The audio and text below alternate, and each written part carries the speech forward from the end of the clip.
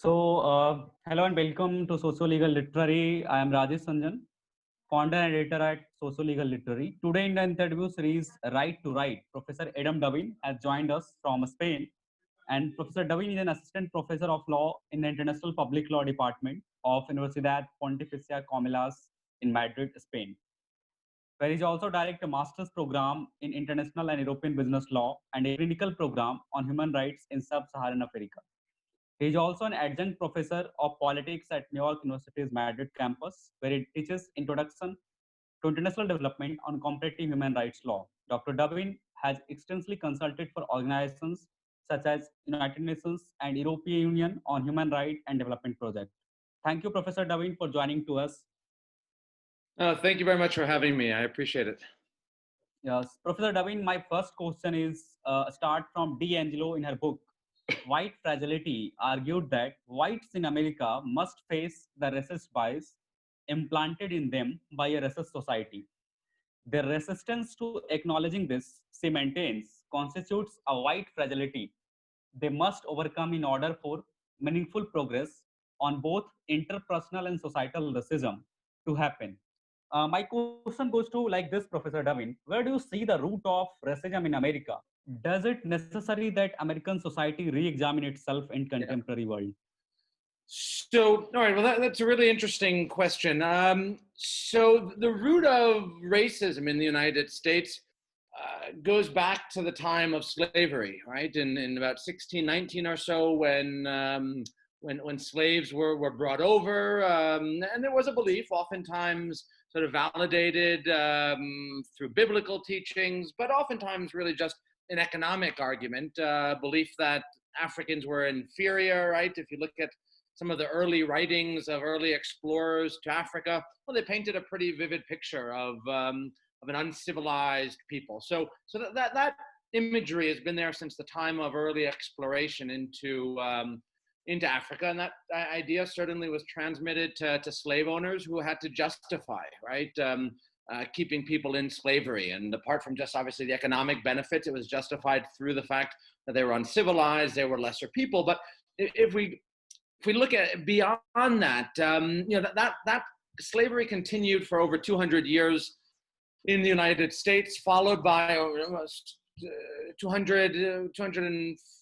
40, 50 years more or less, followed by, after that, the Jim Crow laws, which continued from the 1860s or so up until the 1964, 65, around there. So we're talking about a situation where there are over 300 years of institutionalized, right, state-supported slavery and later segregation, what we can call apartheid. So when we think about the long-term effects of that, we're not very far removed from all of that. I mean, it was my parents' generation. In fact, my mother was present at the March on Washington with Martin Luther King, rallying on for civil and political rights for African Americans in the United States. So it's something that is extremely present in our society. So when we think that just because some time has gone by, 50, 60 years since the Civil Rights Act, that we're going to be in a country that is tolerant, where discrimination doesn't exist, where equality is on par between white people or other populations, I think we're fooling ourselves, because even when institutionalized racism ended in the 1960s, if you look at the socioeconomic indicators at that point, African Americans had lower life expectancies, which in itself tells you something, right? It tells you about income, it tells you about access to nutrition. I mean, it tells you a whole host of things about the quality of life. Later, many during the 1900s up through the 1970s, there was the Great Migration, in which African Americans moved from the South up to the North. In fact, Michelle Obama's family, for example, moved up to Chicago. And what did they find? They found, they moved into poor neighborhoods. Whites began to flee from neighborhoods. It created ghettos. So it's just been this compounded situation where really African Americans have not gotten a break. After that, in the 1980s, we had the crack crisis. which devastated Black communities, urban communities in particular, across the United States. So it's very difficult, and it's something that has become ingrained into our culture. I mean, part of American culture is racism on many different levels. And I would also say, you know, media, movies probably haven't helped in many ways to overcome that. I mean, the Black youth is still portrayed as being a gangbanger, right? As sort of talking like this, right? And in a very sort of pejorative tone, so it perpetuates stereotypes. I mean, in the 1800s, we had minstrel shows, which were blackface shows of black sort of of whites dressed as blacks dancing around in sort of silly ways. You know, now we have these portrayals of every, you know, Black youth as sort of as a gangbanger, talking in a certain way like that. So it's really difficult to be Black in America, and that has, as a result, ingrained in us, for some of the population, while it's continued with a very sort of racist tendency, explicitly racist tendency, and much of America, or I shouldn't say much, but a big part of America, particularly in the South, is still strongly racist. But it also has ingrained in many sort of an indirect, more sort of latent racism, right? Where, you know, people who see Black people on the side of the street, or young Black people, well, they move to the other side of the street, or police who immediately, even sometimes other African-American police, right, who see Blacks and immediately think that they're up to no good, even though they may not be hateful towards African-Americans. So it's created a terrible situation that, just as it took us, you know, 300 years to end, 300 plus years to end racism and slavery in the United States, it's going to take another 300 plus years to really achieve equality. Professor Dubin, you talked about Jim Crow's laws. My follow-up questions regarding this, or my second question is, starting from Eric Garner, Michael Brown, and now George Floyd recently, the state of racial discrimination in US seems very structural and institutional. You also discussed in the previous answers. Going back to Jim Crow's laws, Plessy versus Ferguson, Brown versus Board of Education, could you please tell our viewers that what would be the appropriate way for institutions in America, including Supreme Court of America, to deal with racial discrimination? Yeah. So,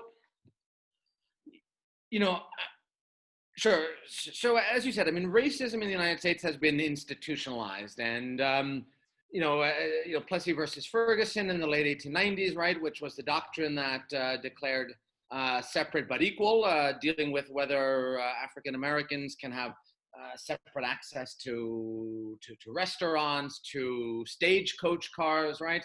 And then it was to schools, and then later we have in the 1850s and the 1950s, excuse me, Brown versus the Board of Ed, which says separate isn't equal, right? And that was a huge breakthrough. And in fact, every judge, interestingly, voted in favor. There was no dissenting opinion in Brown versus the Board of Ed, right? Which was a recognition by the Warren Court, a fairly progressive court, that it was time to begin moving America forward past the sort of racist path. So, you know, the court has, in many ways, advanced an agenda to promote equality, even moving past Brown versus Board of Ed. We have Loving versus Virginia, right, which declared unconstitutional laws in Virginia and around the country that prevented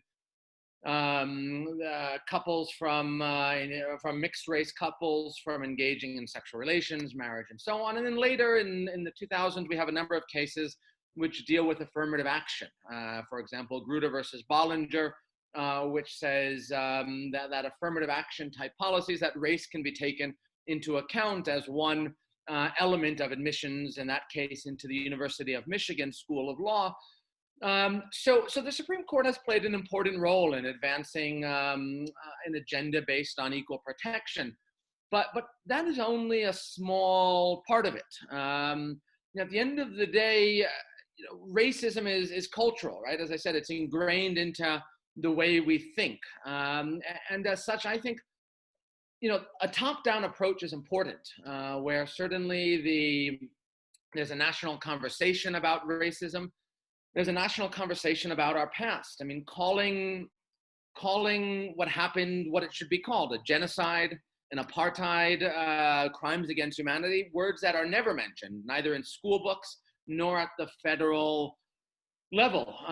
We need to think, for example, at the federal level about providing some form of compensation, either symbolic or monetary, to the African American community, because there's no doubt that so many years of slavery and institutional racism led to a terrible financial detriment to the African American community. Symbolic, taking down statues, for instance, taking off, for instance, the face of Aunt Jemima Syrup, a woman with sort of big red lips, for instance, which again is a reminder of certain stereotypes. So I think a lot has to come on that level as well. But even at a more sort of local level, I mean, I think schools have to do more. I don't recall, frankly, growing up, going through the public schools in the United States, in New York City, a real conversation about race. I don't recall. We learned about slavery, but we never called it a genocide. We learned about segregation, but we never called it an apartheid. So I think we also have to begin at the school level, and even before high school and so on, talking about race in a more direct way, talking about tolerance, because many kids, and again, particularly in the South, come from homes where they hear racist comments. So I think the schools have to play a role in developing a civic curriculum focused on racial tolerance. And I think that's very hard in America, where we don't oftentimes like to talk about that past. I mean, we talk about Floyd, we talk about Rodney King, but we always talk about it in the moment or in the last decade.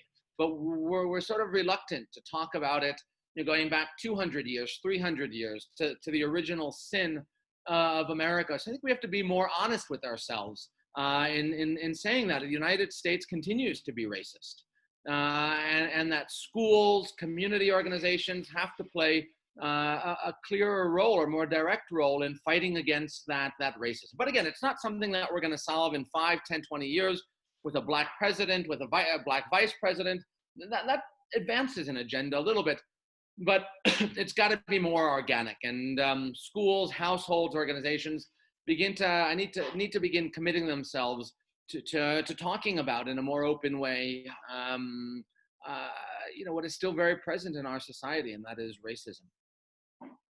Professor Dubin, you made an interesting point that schools have to play a very important role in eliminating the racism. And not only in US, I also think it can be implemented in the society like India, where the heterogeneous society is present and there are a lot of racism. Like people in Northeast India or Northeast India also faces some sort of racism in other parts of India. So going back to election, and I must say to the viewers who will later watch this, that Professor Dubin has an interesting grasp on the issue of US elections. And he made the point that I would love to discuss about the US elections. So Professor Dubin, in last election, we have seen Making America Great Again, emboldening white supremacy in America. We all know there is an upcoming election in US. Why do you think the issue of black community and their extermination would affect the upcoming election? First. And second, Professor Dubin, my question is that I missed the first question. Can you repeat it? Why do you think the issue of black community and their extermination would affect the upcoming election? How will the black community affect the upcoming election? Yes, sir. Yes, sir. And yeah, go ahead. And my second question goes to sir. Do you think the changing global order after COVID-19 would also gets impacted by this? If suppose we say that Trump lost the election, to be very frank or honestly. So do you think the global order will also change in that respect?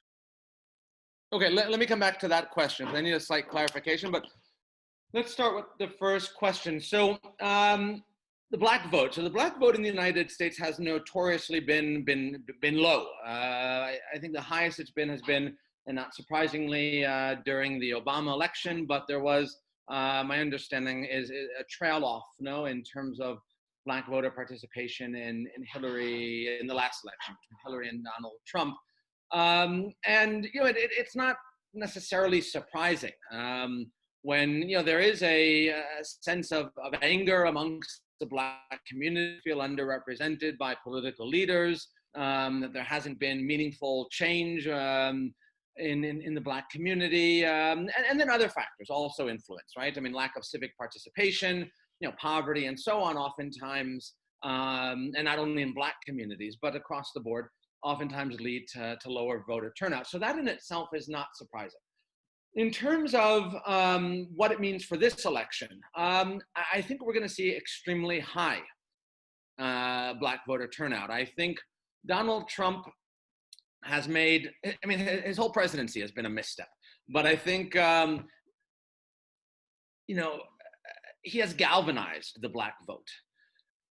He has angered the Black community, so has really just thrown flames on racial tensions. He's attacked, someone who much of the Black community has looked up to, Obama. I mean, he's based his whole presidency, right, on trying to sort of dismantle, a Black man's legacy, a Black president, a Black intellectual president's legacy.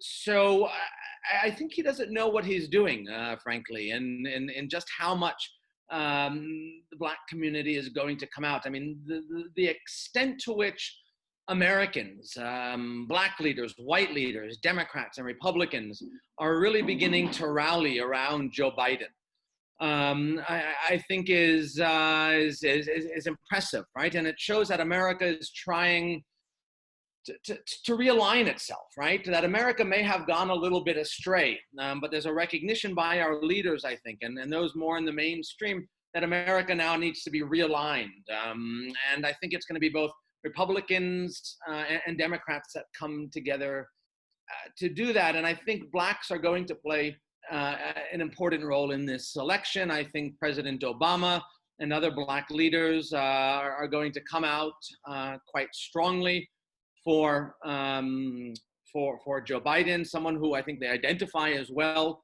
with the Obama presidency. So I am quite optimistic that we're going to see a fantastic turnout. Now, another thing is that Republicans begin to play games, and there are, which has happened in the primaries, where there were areas in Black neighborhoods where voting booths broke down, where there were suspiciously long lines. But I am hopeful that we're going to see a big turnout because, again, after the BLM movement, the way that it has really sort of advanced an agenda, the only way now to really turn that anger into something positive is by pushing out Donald Trump. So perhaps I'm naive, but I am convinced that is going, that we are going to see an extremely high, if not the highest, rate of African American voter turnout in the United States. Professor Dubin, I also want to discuss about your book recently. Did you want to ask about the COVID? Sorry, did you want to ask about the COVID question? Yes. Can you repeat it though? I didn't fully get it. Professor Dubin, my question was that, do you think the US elections is going to impact the global world order, especially the global world order is also changing after COVID-19. There is a suspicion that would globalization would survive or not. But my question is only limited to the fact that if Joe Biden wins the US election, do you think the global scenario will change? I think so. I mean, I think, Donald Trump has taken an extremely antagonistic tone towards traditional allies, the European Union. He's taken an antagonistic tone towards African countries, towards our southern neighbors. So I think what will change more than anything is the tone of American politics, where, we're no longer sort of this kind of outcast, right, within sort of the global order, where we begin to participate, as a equal partner in the World Health Organization, which I think we won't demonize, NATO, the United Nations, and so on. I mean, I think in many ways we'll see a tone that's very similar to the Obama years, where we see ourselves as an integral partner of our traditional allies. I mean, I don't think there'll be the level of antagonism in the United Nations, withdrawing ourselves from the Human Rights Council, for purposes of politics, striking up fights about building walls, about going after China, about, calling the North Korean leader Rocket Man. I mean, that type of silly rhetoric that just sort of escalates tensions in a way that really is meant to sort of solidify a political base. In fact, I think many of those who were in the Obama administration, we're going to see them coming back into the Biden administration. My guess is, for example, if we don't see Susan Rice as a vice president, which I don't think we will, I think she's going to be tapped for Secretary of State. She was the former UN ambassador. So I think we'll see a lot of familiar faces that, you know, advance a more integrated global agenda, that focus, for example, on advancing, Agenda 2030, particularly in African countries, women's rights, democracy, this sort of non-alignment with leaders like Bolsonaro in Brazil, for instance, and other leaders that have taken more of an authoritarian tone, something that may appeal to Trump's very sort of limited intellectually, frankly, base, but which really I don't think is helping America. And so I think, I'm not an expert on international relations. So again, this is just sort of an open sort of idea, but I do think, we are going to see a change, and more than anything, we're going to see a change in tone. Also, would you agree with me, sir, that the Obama administration or Obama per se reflect the culminated policies in terms of international relations and also in domestic politics? So it can be assumed that if Joe Biden's win, because he has a previous experience of being in an Obama administration, the global policies and global scenario will certainly going to change. So with this tone, Professor Dubin, I would like to move towards your book. And you have worked a lot on gender poverty and access to justice issues, especially in African region. My question is, sir, access to justice is a fundamental right under different constitutions of the world. But the state of access to justice in the developing country, let's say example for India or African countries, it's deplorable. Your book, Gender Poverty and Access to Justice, is an attempt to talk about the intricacies of access to justice in sub-Saharan region. Would you like to tell us more about the book and also the broader understanding of access to justice in country where GDP is very low? GDP is very low. So, the book is interesting because it was written with a development economist from the University of Manchester, and his work has always focused on poverty and development. Mine has been more related to human rights, and it's also written with a law professor as well from the University of Western Cape in South Africa. So we have two jurists, and then we have one economic development professor. And what it's meant to represent is sort of a merging of these ideas, right? And the premise is really that if we're going to talk about economic development, if we're going to talk about the sustainable development goals, right? We're going to talk about any of them, really. Or Millennium Development Goals, right? Food, we're going to talk about, water. Well, those are all human rights, right? They all are socioeconomic rights that we know, for example, from brilliant writers like Amartya Sen, right, the Nobel laureate, that they are once we can provide people with those capacities, those capabilities, well, then we can begin to shift them out of poverty. But the problem is, what happens when those rights or those goals are elusive? And that is where access to justice comes in, right? And for me, access to justice is sort of the basis, is the precondition if what we want is to achieve any other right, or if what we want to achieve is any of our full achievement of the Millennium Sustainable Development Goals, right? That is, people need to be able to access justice. If I can't enforce my right to water, if I am in rural Rajasthan, for example, if I have dirty wells, for instance, well, what can get me clean water? How do I actually enforce my right to water? And that is where access to justice comes in. So it is, for me, the most powerful of human rights. In fact, it's a right that we find in every single human rights convention. We find it in every constitution around the world.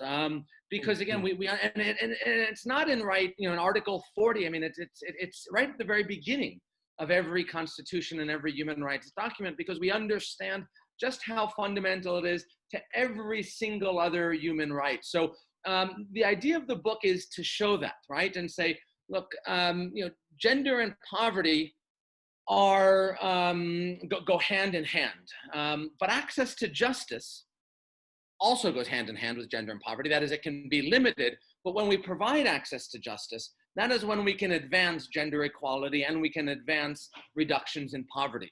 So justice is fundamental. I mean, it's a fundamental right, and it's, again, it intersects with all other rights, I think, in a way that no other right really does. And that is why it's so interesting. And that is what the book tries to show. It takes about 12 different case studies from a number of countries throughout sub-Saharan Africa. And it shows how access to justice, first of all, is limited in many ways by poverty and gender. But it also shows what types of policies work and what types of policies don't work from an access to justice standpoint that can help sort of advance the socioeconomic well-being of primarily poor women and girls in sub-Saharan Africa. And it's really the first book to deal with this question of access to justice and more access to justice in sub-Saharan Africa. And it provides, I would argue, I mean, I'm an editor, what can I say? But it provides a really a comprehensive look at the power of access to justice in advancing socioeconomic well-being. By the way, is there background noise? Is it coming in okay? No, it's okay? Yeah, it's okay. It's okay. Okay. So that is the idea of the book. Now, when we talk about access to justice, I mean, we're talking about a number of things, but the book asks us to understand justice from quite sort of a broad point of view, and that is, it's not only about having your day in court. It's about access to police officers, right, to be able to report a situation of domestic violence, for instance. So it starts at the ground level. It's about informal courts, for instance, informal leaders, mediating and adjudicating cases of land disputes. Well, so it's quite broad. It ranges into, it goes into prisons. About prisoners having rights to be able to appeal their cases. It's about knowledge, right? Justice knowledge. So the idea of, and partly what we argue through the book, is that access to justice is not just about, getting represented and having your day in court, but it goes much deeper than that. Another thing that we also show in the book, and this is something that I've always argued, is that access to justice really has three components, right? I mean, there's the substantive component. That is, some countries just don't have adequate laws. And that's something that I don't want to say can be dealt with easily, but that can be dealt with through a law reform.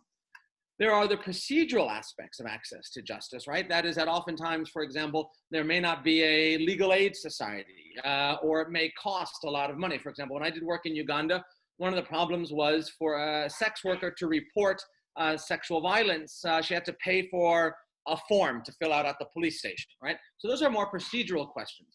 But then there's a third question, I would argue, and that is the most difficult, which is the cultural question, right? And that, access to justice is oftentimes, the obstacles around it are oftentimes not limited by substantive or procedural challenges, which oftentimes don't exist because the law is, but the procedures are there, but it's the cultural issues, right? That you call a police officer to your house because you've been beaten, and the police officer says to the woman, well, what did you do that he beat you, right? As if that were a fair question. And that goes to culture. And culture for me is the hardest part of advancing access to justice, right? We can create laws, we can create procedures, but if people believe that, Dalits are inferior, or that women or girls can provoke a rape, for example, something that I've seen when I did work in Angola, then how do we beat back against that? And that is really the most challenging for me part of access to justice, is advancing past those cultural stigmas that are oftentimes, placed on minority groups within society. So the book deals with all of those issues. And again, it ends by saying, if we want to advance socioeconomic well-being from a development point of view or from a human rights point of view, we need to start by looking at access to justice. Professor Dubin, one of the challenges across the globe for the cost of an agrarian society or the society based on equality is the gender inequality. As you also discussed about this a little bit, you have researched, deliberated, and written a book entailing the gender issue. What's your take on the issue, especially on the particularly talking about access to justice in the context of women's rights, not Yeah. only in sub-Saharan region or African region, but also in the society like India, US, or other developing nations or developed nations also, Canada? Sure. I mean, access to justice for women and girls across the world is challenging. I mean, it's not a question that is limited only to developing countries, to countries in sub-Saharan Africa, right? We can find examples of limitations to access to justice across the world. I mean, I do think that there are oftentimes differences in how the access to justice challenges oftentimes play out, right? I mean, for example, in rural, let's say India, right? You may not have a court for miles and miles for a woman, or a police station, right? Where a woman can easily denounce her husband for violence, or where, oftentimes in sub-Saharan Africa, because of the absence of courts or formal systems of justice, well, you go to informal systems of justice, and there is, a clear bias towards women. So sometimes those guarantees are missing, right? Basic guarantees of a court, of police, and so on. And that we tend to see. And then obviously the cultural issues that exist, and that we oftentimes see more in developing countries. But, where again, the procedural elements of gaining access to justice can oftentimes be more absent. Now, if we take the United States, for example, there are, as well, biases, even though the formal system, or there are rather challenges to access to justice, even though the formal systems of justice in the United States are quite developed, and they're probably more present than in most developing countries, right? Where you can find courthouses in both rural and urban areas, right? There are police forces in rural and urban areas.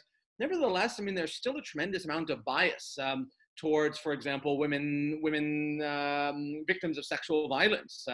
There was a case, well, actually Canada, for instance, where an older judge was listening to a case, he was adjudicating a case based on an instance where a woman had been raped, and she had been raped by a man anally. And the police officer, the judge said to her, "Well, could you not have just sat down?" He said to her. I mean, the transcripts are incredible. Then he said to her, "I just want to sort of raise a possibility." He says, "I know it's not, you, and I know it's not necessarily this case, but it happens sometimes where women have sexual relations with a man, perhaps are a little inebriated, and then the next day they wake up and they regret it, and that's how they justify it to themselves through, oh, I was raped."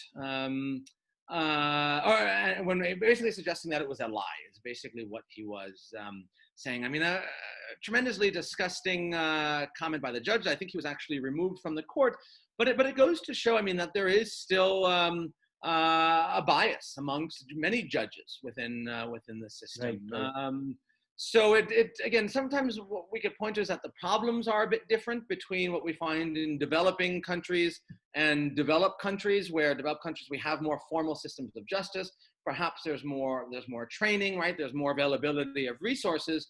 But within every country around the world, here in Spain, I mean, there are biases towards women who wear shorts, showing a lot of bust, for example. Well, could they provoke that sexual attack, for example, right? Or not taking cases of battery seriously. If you look at the European Court of Human Rights, there's a tremendous amount of jurisprudence where, particularly coming from Eastern Europe, where women have reported cases of battery, and the police have either shrugged it off as being a private matter, or just telling them, look, go back home and we'll deal with it another time. So we can find a lot of instances, even in developed countries, where there's a tremendous bias within the justice system that impacts women's rights. But again, when we compare it to developing countries, we find deeper problems. We find deeper, for example, cultural stigmas against women. We find that particularly in many African countries. Substantive problems, for example, where marital rape in certain countries is still not outlawed. where there are clearly defined gender roles in terms of what women have to do, right, or what they are expected to do. So there are real sort of substantive cultural issues. And, you see many more procedural issues where, again, police just don't take cases, where there's not a local police department, or it takes hours and hours for them to come. There's not a court system. Court system is hard to reach, right? I mean, it's unattainable. So the problems are compounded when we're talking about countries that face poverty. But access to justice is something, and particularly for women, and more so for poor women, is something across the board in every country that is a challenge. Thank you, Professor Dubin. It was an absolute pleasure to host you. Or apart from any talk on interview, would you like to give any message to Indian law students? Sure, I would. My message is, today we talked about racial equality, we talked about access to justice, and what you see in much of what we talked about in terms of advancing, whether it be access to justice or racial equality, is that behind all of these cases, all of these stories, all of these advances in our society, has been a great lawyer. Thurgood Marshall, one of the great civil rights lawyers who started the NAACP. I don't know if he found it, but anyway, he was a lawyer for the NAACP, which advanced cases. He took cases like Brown versus the Board of Ed, Loving versus Virginia, and the outcomes were tremendous. And what that tells us is the importance of lawyers. And whether you are a corporate lawyer, whether you are a lawyer for an NGO, it is so important to dedicate your time to advancing and fighting for social inequality. And I would urge everyone to give some time, whether you're a corporate lawyer working many hours for M&As or whatever, spend time doing pro bono. Spend time volunteering on a case. Because really, we need good lawyers like you, like many of your colleagues, to really push an agenda that ensures that when we can help provide access to justice for the poorest, when we can help provide access to justice for those that need it, that we as lawyers are there to take their cases to court, to hold the government accountable, to hold private companies accountable when they discriminate. Because as we can see, although the court is not everything, although the legal system is not everything in advancing rights, it's an important first step in ensuring that there is accountability to advance socioeconomic well-being in a country. So being a lawyer is an extremely, extremely important task. You carry a lot of weight on your shoulders, and use it responsibly regardless of what field you go into, to always spend some time fighting for the poorest in your society. Thank you, Professor Dubin, for joining to us. Ladies and gentlemen, you're watching Socio-Legal Literary, and here was man of wisdom, Professor Adam Dubin from Spain. Thank you, Professor Dubin. Thank you very much, Rajesh. It's a pleasure, and take care. Bye-bye. Bye. Thank you. Thank you. Bye-bye.